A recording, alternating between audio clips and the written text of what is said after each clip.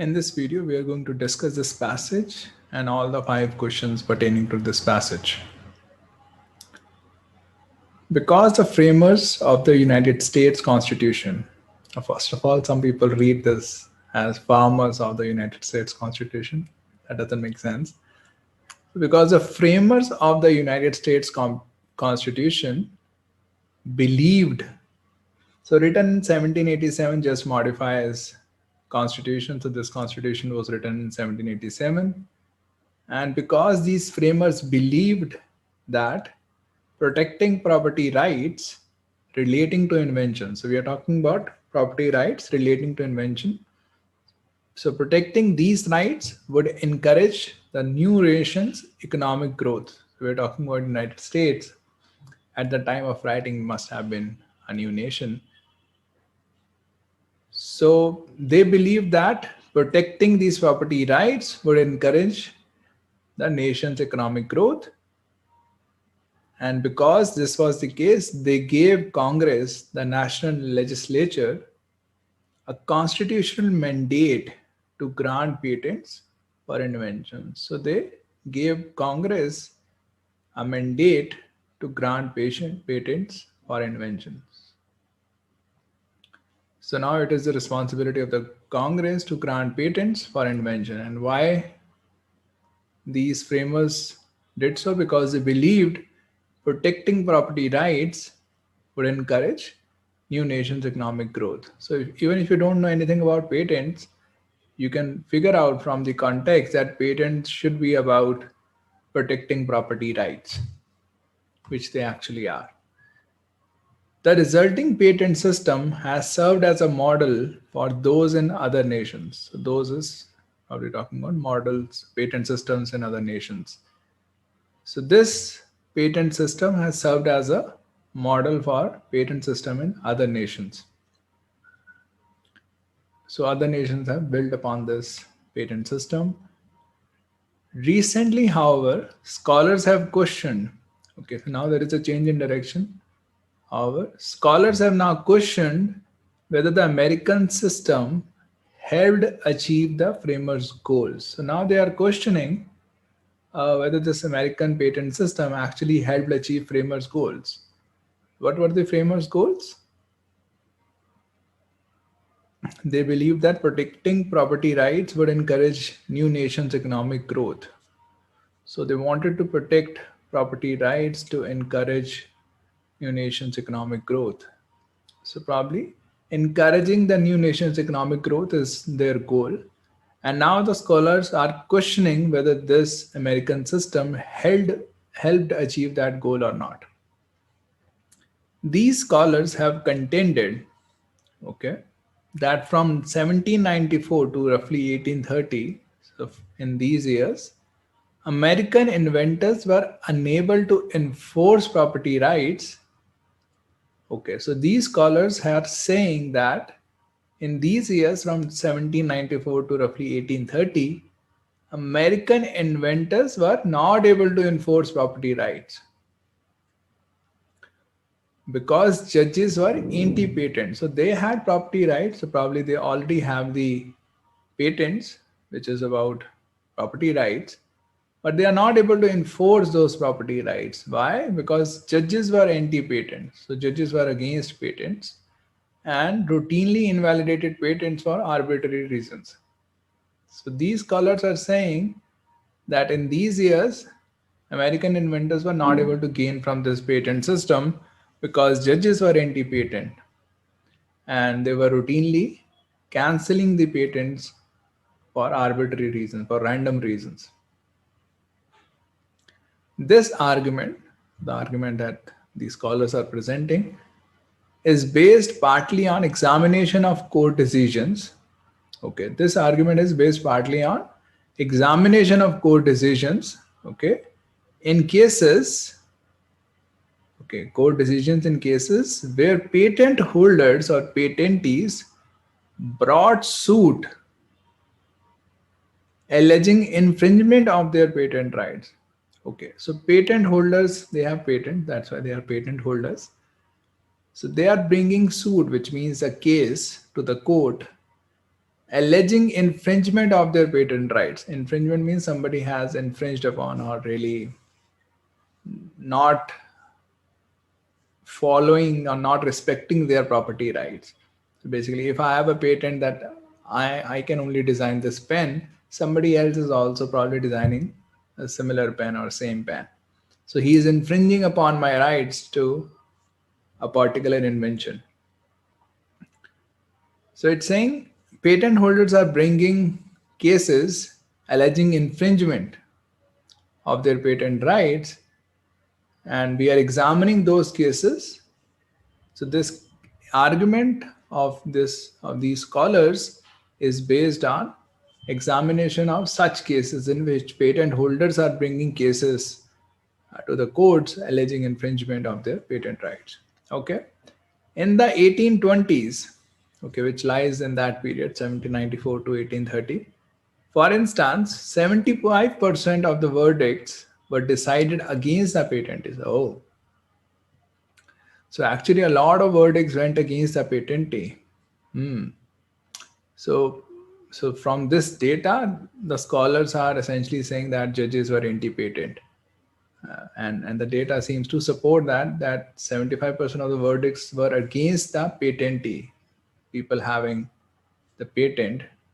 So it makes sense whatever they were saying that judges were anti-patent. Then it says the proportion of verdicts for the patentee began to increase in the 1830s. Okay, so now we are talking about proportion of verdicts for the patentee. So in the 1820s, 75% of the verdicts were against the patentee. So only 25% were in favor of the patentee, unless there were some neutral cases which went undecided. But 75% were against. So if there is a verdict in favor of one or the other, then 25% were in favor of the patentee. And now we are saying the proportion of these verdicts began to increase. So the 25% probably became 30, 35, and so on in the 1830s, suggesting to these scholars, okay, now pay attention here, it's saying suggesting to these scholars. So the author is not saying this data is suggesting something. The author is saying suggesting to these scholars. So author is saying, okay, it's not suggesting to me, or I'm not bringing myself into the picture. I'm just saying, okay, suggesting to these scholars. So this change in the proportion of verdicts suggested to these scholars that judicial attitudes toward patent rights began shifting them. Okay. So the scholars looked at this change in the proportion of verdicts. Okay, initially 75% were against, but then gradually fewer of the cases or less proportion of the cases were against the patentee. So the scholars thought, okay, the judicial attitude is probably changing. Initially, according to the scholars, they were anti-patent. So gradually, over a period of time, according to the scholars, judges became less anti-patent or more in favor of the patentees. Okay, let's continue. Then it says, not all patent disputes in the early 19th century were litigated. However, so now we are saying that not all patent disputes were litigated. So let's say you and I have a patent dispute. You have a patent, but you think that I have violated that patent. I'm not respecting your property rights. So there is a patent dispute between us.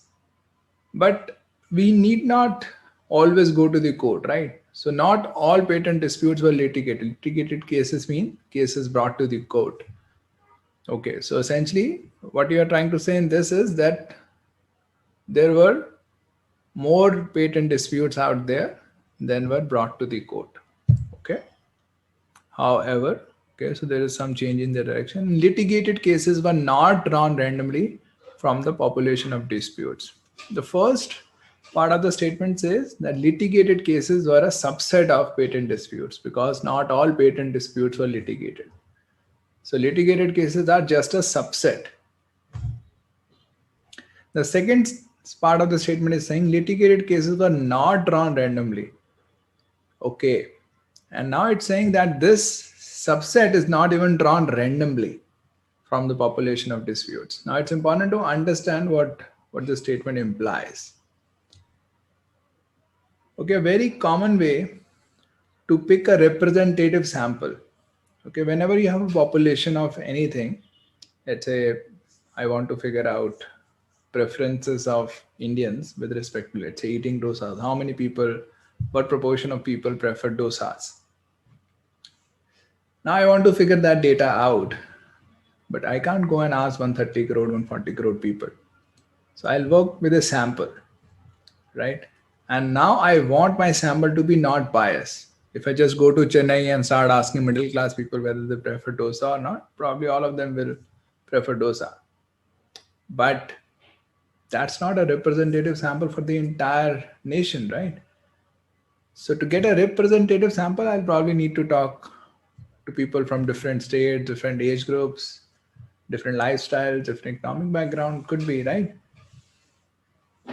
So now to get to a representative sample, a sample that can represent the population, I need to talk to different stakeholders. So one of the common ways to arrive at a random sample, which is not biased essentially, is random sampling. That you, let's say, assign a number to each of the 130 crore people, and then you generate random numbers, let's say from a computer, and then depending upon whatever random number you get, you go to that specific individual and ask your question. So random sampling is one of the very common ways to arrive at an unbiased sample. So when we say these cases, the subset is not drawn randomly from the population of disputes, it's an indication that these litigated cases may be a biased sample in some way. Okay, it's an indication because it's not done randomly. So there is a chance that, oh, it's not drawn randomly. So probably there could be bias here. So now the author seems to be questioning the data on which that argument was based. And if you have been paying attention, the author has so far maintained distance from the scholar's argument. So the author was very clearly saying, okay, this is what scholars are saying, this is what's suggested to scholars. The author was maintaining a distance, right? So actually, I would be expecting that probably author has a different opinion. That's why he's keeping a distance from what scholars are saying. Okay, let's continue. So there is an indication here that there is probably a bias in the data. And then it says, therefore, the rate of verdicts in favor of patentees cannot be used by itself to gauge changes in judicial attitudes or enforceability of patent rights. So this is now in line with what we thought. So now the author is saying the rate of verdicts in favor of patentees. So initially 25% of the verdicts were in favor. Then this number started increasing. Now the author is saying since there is a chance the data is biased, we cannot use this rate to gauge changes in judicial attitudes. Okay, we can't just say on the basis of this data, oh, the judges were biased before and now they are not biased or they are getting less biased. Okay, if early judicial decisions were prejudiced against patentee, one might expect that. So we are dealing with a hypothetical scenario here, first of all. It's saying if they were prejudiced, then one might expect. So here it's saying if they were prejudiced against the patentee, if it were the case that these early judicial decisions were prejudiced or biased against the patentee, one might expect that subsequent courts. Now, what does subsequent courts mean here? Okay, you have to understand the meaning of subsequent courts from the context. Some people think, okay, subsequent courts may be higher courts, Supreme Court and all that. But if you think about it from the context, we are talking about early judicial decisions. What are these early judicial decisions? Decisions before 1830, right? So if in that context we start talking about subsequent courts, wouldn't that mean courts that came after 1830? right? And then it says dash allegedly more supportive of patent rights. Why do we say they are allegedly more supportive? Subsequent courts allegedly more supportive. So yes, according to scholars, the courts after 1830 were more supportive, right? That's what they said in the last line, that the judicial attitudes began shifting. So according to the scholars, the courts started becoming more supportive or less prejudiced against the patentees or patent rights. So that's why it makes sense to say allegedly, claimed by somebody to be more supportive. So these subsequent courts would reject the former legal precedent. So the author is saying if early judicial decisions were prejudiced, if they were actually prejudiced, then subsequent courts would reject the former legal precedent. Former legal precedents mean that a court is relying on an earlier judgment.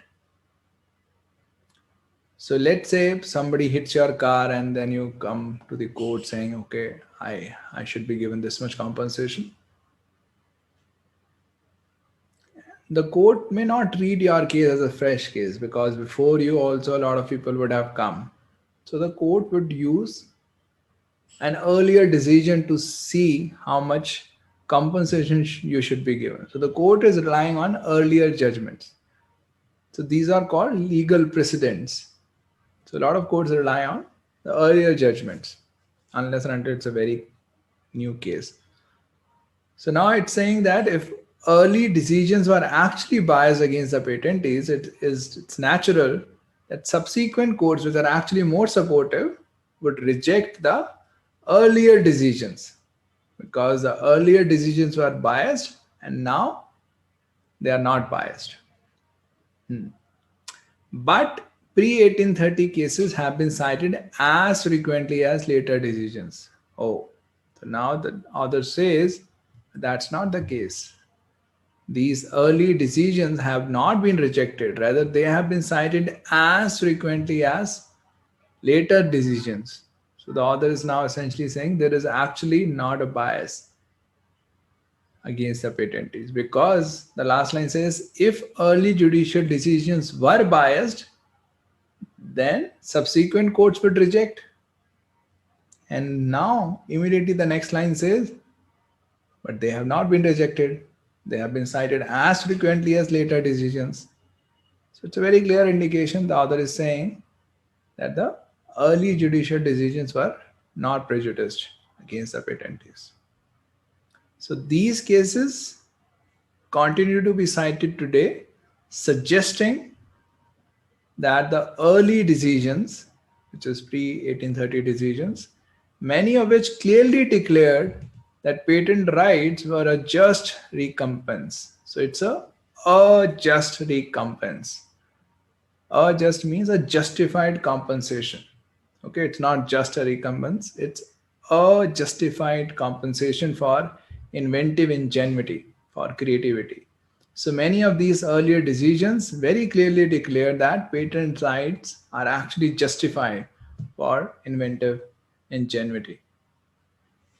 And the fact that they continue to be cited today suggests that these early decisions provided a lasting foundation for patent law. So it's a very strong foundation, lasting foundation for patent law.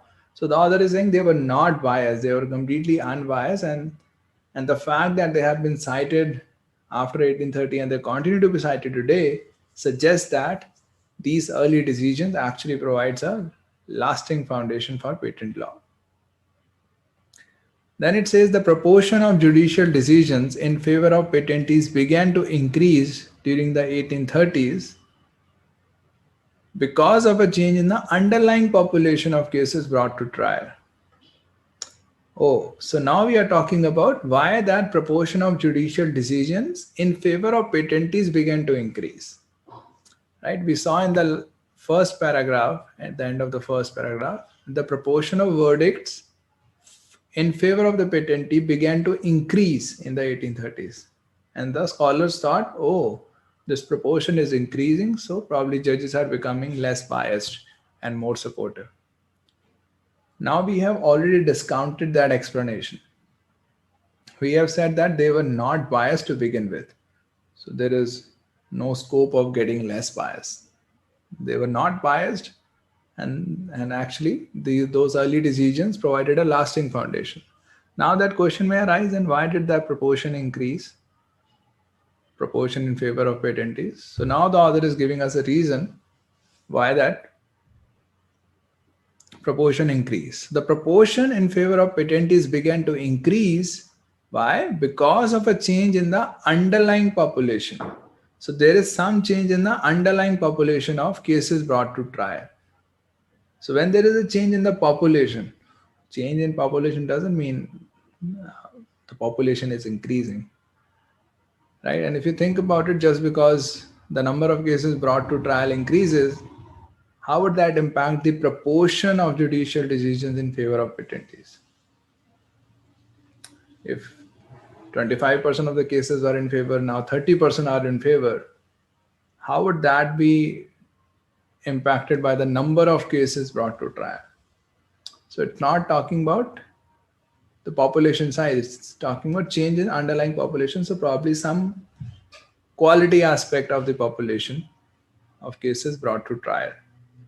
And that explains why the proportion of judicial decisions in favor of patentees began to increase. It says this change in the underlying population was partly due to an 1836 revision to the patent system. Okay, so there was some change in the patent system in 1836. An examination procedure still in use today was instituted in which each application is scrutinized for adherence to patent law. So an examination procedure was created in which each application is scrutinized. So if you give an application for getting a patent, that application will be scrutinized whether it adheres to patent law or not. Previously, patents were automatically granted upon payment of a $30 fee. So before that, 1836, you just pay $30, get a patent. It's so easy. But after 1836, there is an examination procedure in place which scrutinizes each application whether it adheres to patent law or not. So now it has become difficult to get patent. Now only the good quality applications can get patents. Initially, anybody could get a patent. You just pay $30, get a patent. So the proportion of judicial decisions in favor of patentees began to increase because of this change. Think about it. How would this change explain why the proportion increased? This change would explain because before 1830s, everybody was getting the patent. You just pay $30, get a patent.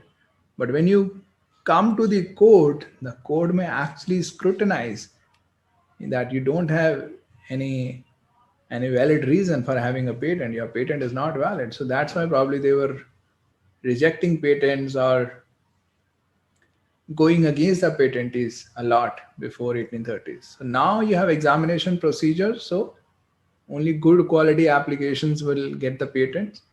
So when these good quality applications actually come to the court that, okay, my patent has been infringed, when these people come to the court, there is a much higher likelihood that court will decide in their favor, right? Initially, the population was such that a lot of people who did not even deserve a patent were having a patent.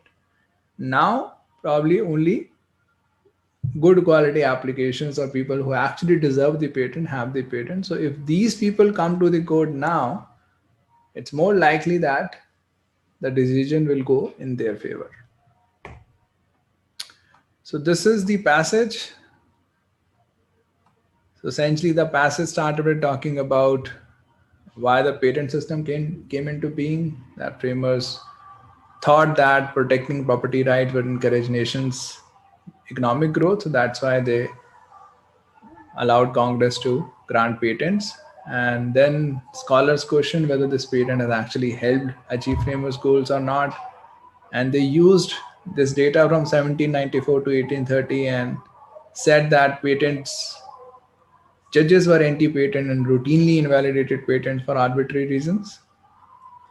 And they based their argument on the examination of these court cases in which they found that 75% of the verdicts were against the patentees. And then these scholars thought that, okay, the proportion of verdicts in favor of the patentees increased. So according to these scholars, judges became less biased, or judges became more supportive in the 1830s. But then the author challenges the scholar's argument and says that this data is not reliable since litigated cases were not drawn randomly. So there is a chance of bias, and therefore these data verdicts cannot be used to gauge changes. On the other hand, the author says if actually these decisions were biased, then later courts, which are more supportive of patent rights, allegedly more supportive, they would reject formal legal precedents, right? But we have not found such a case. Rather, pre 1830 cases have been cited as frequently as later decisions. So, and this suggests that early decisions were providing or provided a lasting foundation. So they were not biased. Even the early decisions were not biased. And the reason this proportion changed, that a lot of cases were against the patentee before and now fewer cases are against the patentee now, is this examination procedure that now we are scrutinizing the application whether it adheres to patent law or not. Initially, everybody was granted a patent upon a payment of a $30 fee. So this is what has happened in the passage. Let's look at the questions now. The passage implies that which of the following was a reason that the proportion of verdicts in favor of patentees began to increase. So the passage implies, so here we are talking about what the author thinks, what the author implies, that why the proportion of verdicts in favor of patentees began to increase. Okay, we just talked about that explanation here. The proportion of judicial decision in favor of patentees began to increase because of this change. And now this application was scrutinized, but before previously, actually, patents are automatically granted upon payment of a $30 fee. That's why the proportion of verdicts in favor of patentees began to increase. Option A says patent applications approved after 1836 were more likely to adhere closely to patent law. That's right, because now we have an examination procedure in place. So these applications are more likely to adhere closely to patent law. That makes sense. Option B, patent laws enacted during the 1830s better define patent rights. That's not even correct factually, because better defined patent rights. First of all, there is no patent law enacted during 1830s. We haven't talked about any patent law that is enacted during 1830s. We have talked about a revision to the patent system. Doesn't mean that we have come up with a new law. If you just change the system, doesn't mean that you're coming up with a new law. And there is no talk here of better defining patent rights. We are changing the patent system in terms of how the patent is granted. We are not defining patent rights. This is obviously wrong.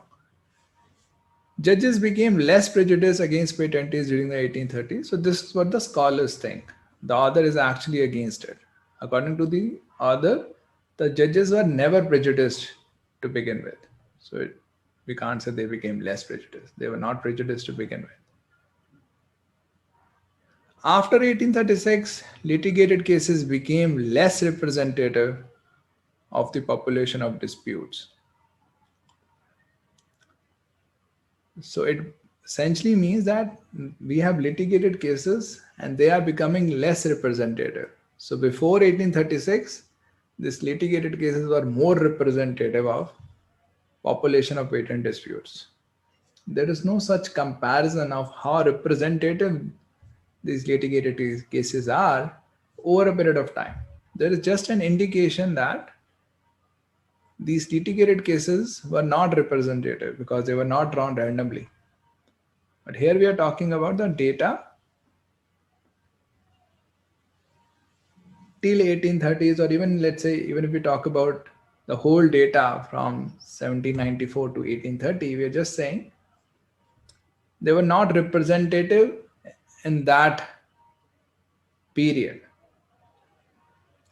Now, whether they are becoming more or less representative over time, there is no such talk. So there is no comparison of how representative they are becoming over time. So D is wrong. Option E says proportion of patent disputes brought to trial began to increase. First of all, we need to understand what it is talking about. It says the proportion of patent disputes brought to trial. So essentially, the numerator here is the number of disputes brought to trial, or basically the number of litigated cases divided by the total number of patent disputes. This proportion began to increase. So initially, let's say 40% of the patent disputes were brought to the courts. Now 50% are brought to the court. There is absolutely zero talk about this aspect. So option A is nowhere mentioned in the passage. So option A is the answer here. Question 2. The passage implies that the scholars mentioned in line 8. So we have talked about scholars, only one kind of scholar. So it doesn't matter whether it's which line. These scholars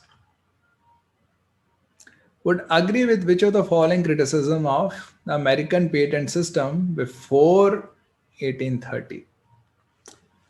Okay, so they are going to agree with which of the following criticism of the American patent system. Okay,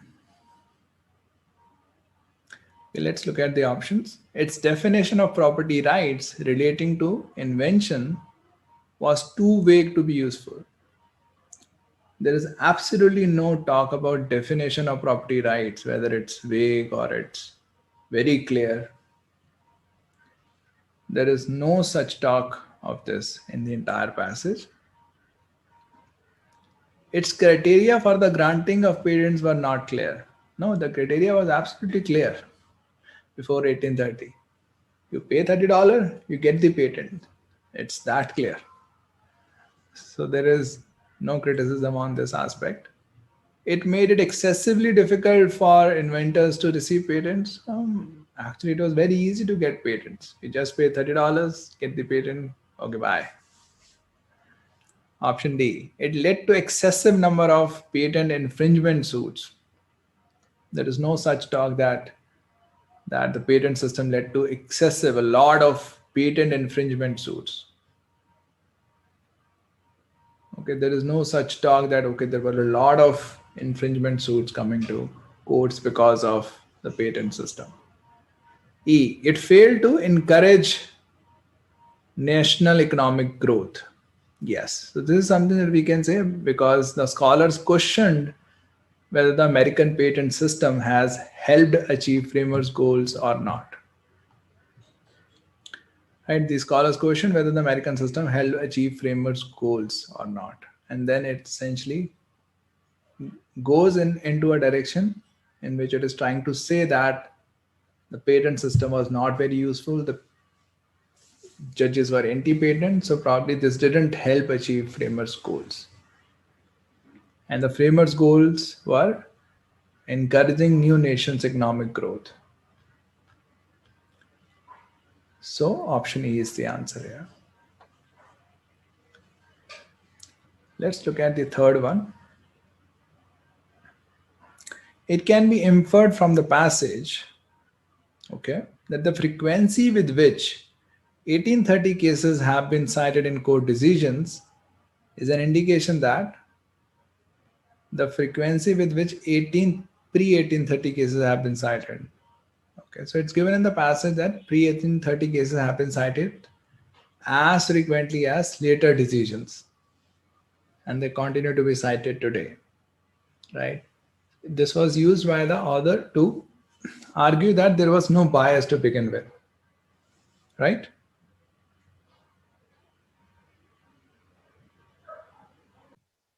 Let's look at the options. It says judicial support for patent rights was strongest in the period before 1830. This is absolutely wrong. According to the author, the judicial support was the same because there was no bias to begin with. And according to the scholars, judicial support was actually weak before 1830. So this judicial support was the strongest is not the case according to either scholars or the other. B says judicial support for patent rights did not increase after 1830. This is right because the frequency, this was cited to convey that these decisions have been cited as frequently as later decisions, and this suggests that there was no bias. So if there was no bias to begin with, the judicial support did not increase. It remained the same. They were unbiased to begin with. They are also now unbiased. So the judicial support is not changing or not increasing. So option B is right.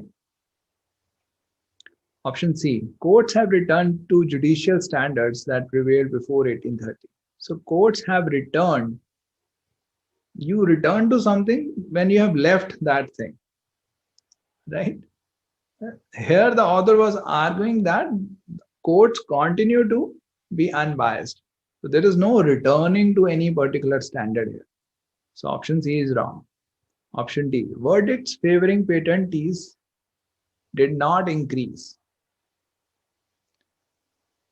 No. So we are not talking about that data of how many verdicts are favoring patentees.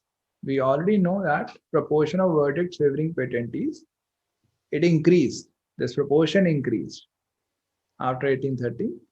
And the scholars were thinking that this proportion in favor of patentees is increasing because there is less bias. But according to the author, the reason the verdicts favoring patentees, the proportion is increasing because of change in the underlying population of disputes. But the author is not really trying to cite the frequency data to say that verdicts did not increase. Rather, the verdicts favoring patentee, the proportion at least has increased, even if the number hasn't increased. Option A, judicial bias against patentees persisted. That's absolutely wrong. According to the author, there was no judicial bias to begin with. Question 4. It can be inferred from the passage that the author and the scholars refer to in line 21. Okay, doesn't matter which line because we have talked about just one kind of scholars. It can be inferred that the author and the scholars disagree. Okay, these two guys disagree about which of the following aspects of patents defended in patent infringement suits before 1830. Okay, so the author and the scholars disagree about which of the following aspects of the patents defended in the patent infringement suits before 1830. Okay, so they disagree about which of the following aspects. Whether the patents were granted for inventions that were genuinely useful. So nowhere are the author and the scholars arguing about this, whether the patents were granted for inventions that were genuinely useful or not. Whether the patents were actually relevant to the growth of the US economy. Again, nobody is talking about this. The scholars just said that patent system didn't help the US economy because judges were anti-patent, not that patents were relevant to the growth of the US economy or not. So there is no discussion going on with respect to this. Whether the patents were particularly likely to be annulled by the judges. Annulled means cancelled by the judges. So we know that 75% of the verdicts were against the patentees. Right? First of all, 75% were against the patentees doesn't mean that the patents were annulled in 75% of the cases. Right? The judgment decide against the patentee, it may not annul the patent also. Annul means cancel the patent altogether. Now you don't even have the patent. So first of all, deciding against the patentee doesn't mean annulling the patent. Secondly, there is no debate between the scholars and the author on the likelihood or on the proportion of cases that were decided against the patentee. So both of them agree that initially it was 75% against the patentee, and now a greater proportion is in favor of patentee. So they are not really questioning each other on the statistics part. They are questioning each other in terms of why the statistics exist, why there was a change. So according to the scholars, there was a change in terms of proportion of cases decided in favor of patentees because judges were becoming less biased.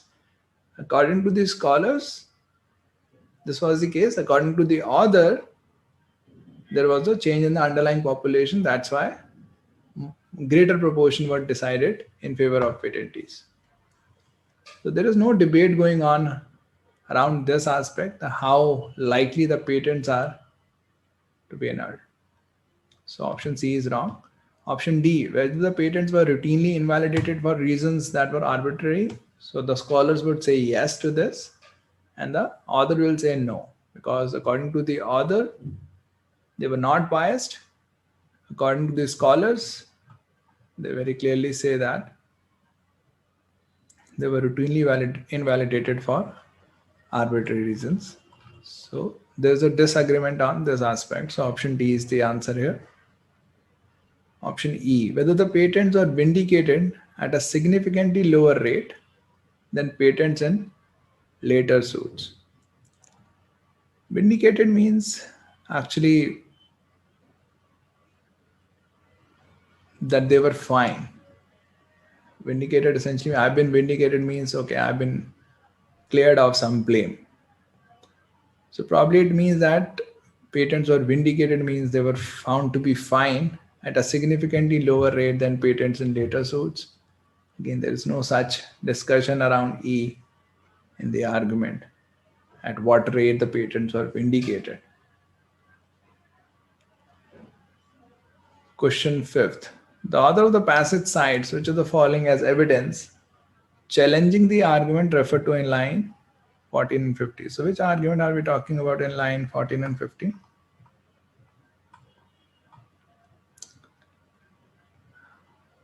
This argument. So the argument that American inventors were unable to enforce property rights because judges were anti-patent. Okay, this argument. It says that the author of the passage cites which of the following as evidence. Okay, so the author cites which of the following as evidence challenging that argument that judges were anti-patent. The proportion of cases that were decided against patentees. No, rather the proportion of cases that were decided against patentees was used by scholars to support their argument. The total number of patent disputes that were litigated. There is no such data in the argument, the total number of patent disputes. Option C, the fact that later courts drew upon the legal precedents set in pre-1830 patent cases. Yes, this is right because the author here says that pre-1830 cases have been cited as frequently as later decisions, and they continue to be cited today, suggesting the fact that they continue to be cited today suggests that they provide a lasting foundation for patent laws. Essentially, the judges were not biased. So C is the answer here. D, the fact that the proportion of judicial decisions in favor of patentees began to increase during 1830s. So the proportion began to increase in favor of patentees. So that's what the scholars also believe in. That yeah, and they were using it to say that, okay, now the judges are becoming less biased. The author is not using the statistic to challenge the argument that, oh, there was no bias to begin with. Rather, the scholars are using it to say that, yeah, the proportion is changing. Why? Because judges are becoming less biased. The constitutional rationale for the 1836 revision of the patent system. First of all, the constitutional rationale is not even mentioned in the argument. It just says that there was some revision of the patent system. There is no talk of the constitutional rationale for the 1836 revision. So, since there is no discussion of this constitutional rationale, so the author is not using this to challenge anything. So, option C is the answer here. I hope this video helps you to understand this pretty interesting and pretty dense and pretty challenging argument.